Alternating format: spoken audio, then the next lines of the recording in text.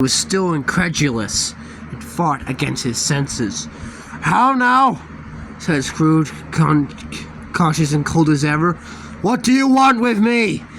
"Much." Marley's voice, no doubt about it.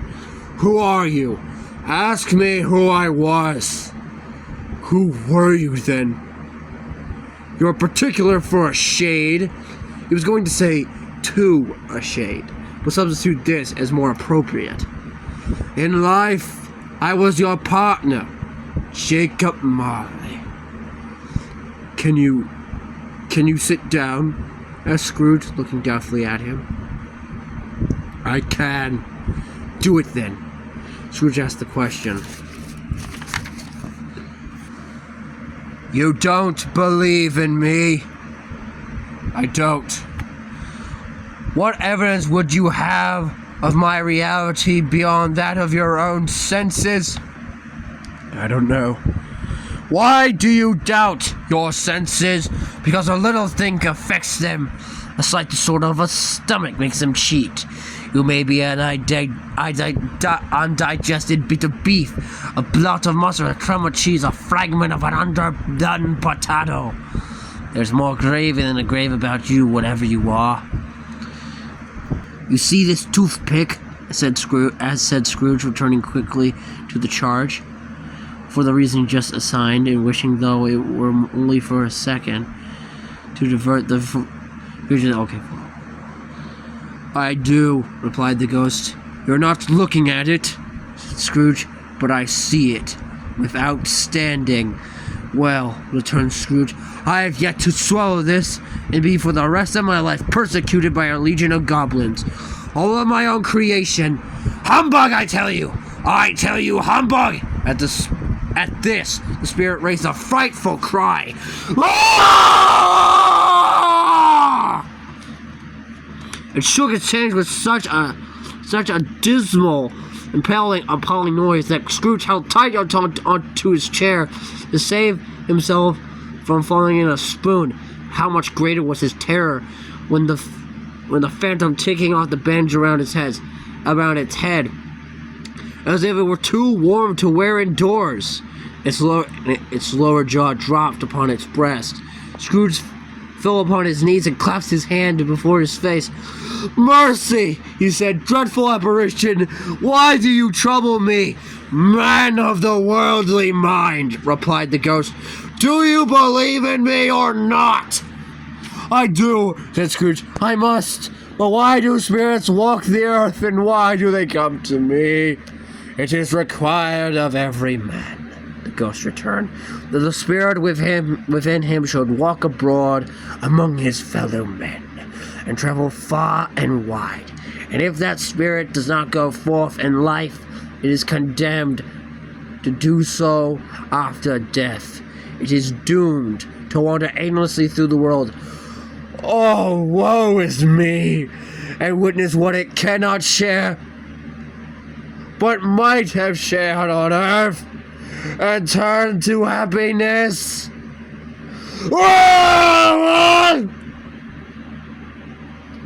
Again the spectre raised a cry and shook its chain and wrung its shadowy hands. "You are fettered," said Scrooge, trembling. "Tell me why." "I wear the chain I forged in life," replied the ghost. "I made it link by link and yard by yard. I gutted it of my own free will, and of my own free will I wore it. Is its pattern strange to you?" Scrooge trembled more and more. "Or would you know that the weight and length of the strong coil you bear yourself? It was full and long as this it was full, as heavy, and as long as this 7 Christmas Eves ago. You have labored on it since. It is a ponderous chain." Scrooge glanced about him on the floor in the expectation of finding himself surrounded by some 50 or 60 fathoms of iron cable, but he could see nothing. "Jacob," he said imploringly. "Oh, Jacob Marley, tell me more. Speak comfort to me, Jacob." "I have none to give." the ghost replied. "It comes from other regions. Ebenezer Scrooge is condemned by other ministers to other kinds of men. Nor can I tell you what I would. Very little is all permitted to me. I cannot rest. I cannot stay. I cannot linger anywhere.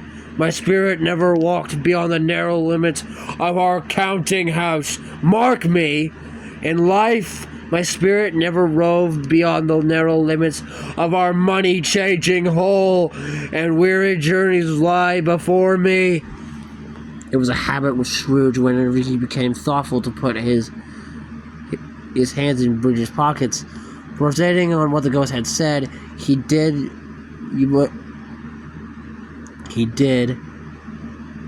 So now, without lifting up his eyes or getting off his knees.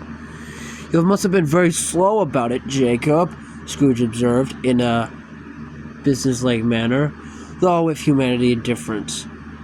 "Slow," the ghost repeated. "7 years dead, and traveling all the time." "The whole time," says the ghost. "No rest, no peace, incessant torture of remorse." "You travel fast?" "On the wings of the wind," replied the ghost. "You must have gone over a great quantity of ground in the 7 years," said Scrooge. And the ghost, on hearing this, set up another cry. "Oh! Oh, captive bound and double-ironed!" cried the phantom. "Not to know the ages of incessant labor by immortal creatures, for this earth must pass into eternity before the good of which it's celestial to all developed, not to know any Christian spirit working kindly in its little sphere, whatever it may be, will find its moral life too short for its vast means, life opportunities misused. Yet such was I. But you were always a good man of business, Jacob," flattered Scrooge, who was now beginning to apply this to himself. "Business!" cried the ghost, wringing his hands again.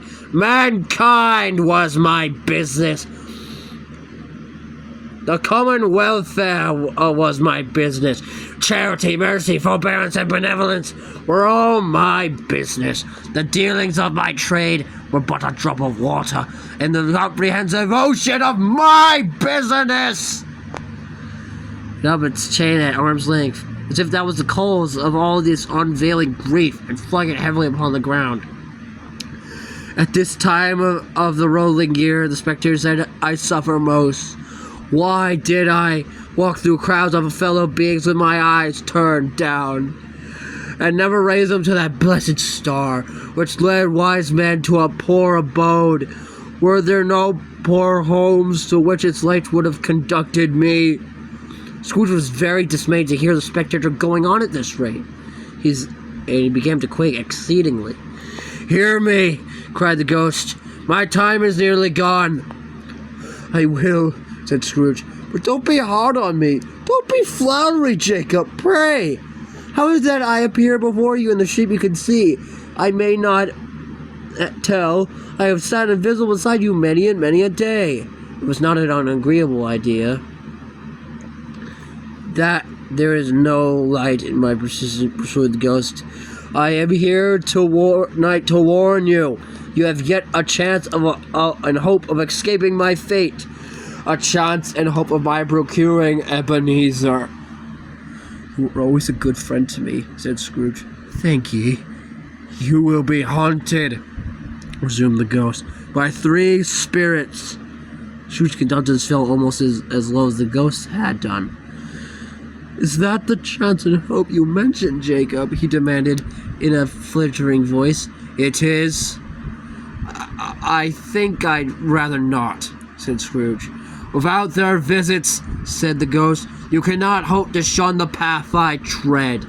Expect the first tomorrow when the bell tolls 1. "Can't I take them all at once and have it over, Jacob?" hinted Scrooge.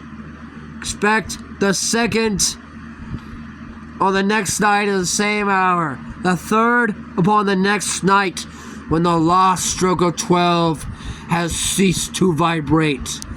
Look to see me no more. And look that for your own sake, remember what has passed between us.